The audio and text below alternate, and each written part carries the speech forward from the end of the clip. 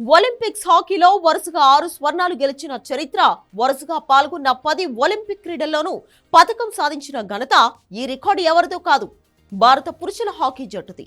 1980 వరకు తిరుగులేని ఆధిపత్యం మనదే.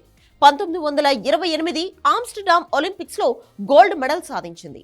ఫైనల్స్ లో నెదర్లాండ్స్ ను 3-0తో ఓడించి భారత్ తొలి పతకాన్ని అందుకుంది. ఒలింపిక్స్ లో భారత్ కు ఇదే తొలి బంగారు పతకం.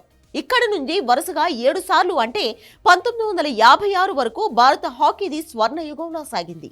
ప్రతి ఒలింపిక్స్ లో మనమే ఫేవరెట్.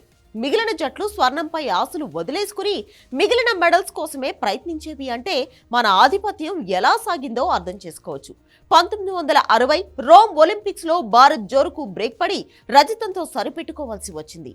అయితే 1964 టోక్యో ఒలింపిక్స్ లో పాకిస్తాన్ ను ఓడించి ప్రతీకారం తీర్చుకోవడం ద్వారా మళ్లీ స్వర్ణాన్ని ముద్దాడింది.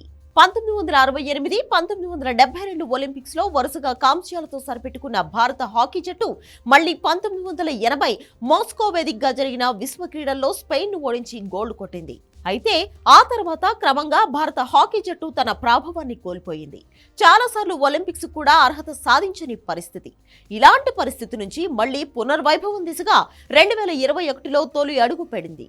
టోక్యో ఒలింపిక్స్ లో కాంస్యం గెలిచి 41 ఏళ్ల సుదీర్ఘ నిరీక్షణకు తెరదించింది. క్రమంగా పలు అంతర్జాతీయ టోర్నీల్లో నిలకడగా రాణిస్తూ ఈసారి ప్యారిస్ లోనూ మెడల్ ఫేవరెట్ గానే బరిలోకి దిగింది.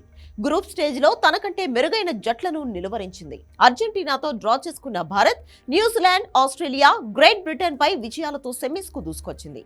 సెమీస్ లో జర్మనీపై ఓడిన కాంస్య పతక పోరులో మాత్రం అద్దరు కొట్టింది. పటిష్టమైన స్పెయిన్ కు షాక్ ఇస్తూ మెడల్ అందుకుంది. ఈ ఒలింపిక్స్ విజయాల్లో captain Harmanpreet, goalkeeper Sreejesh కీలక పాత్ర పోషించారు.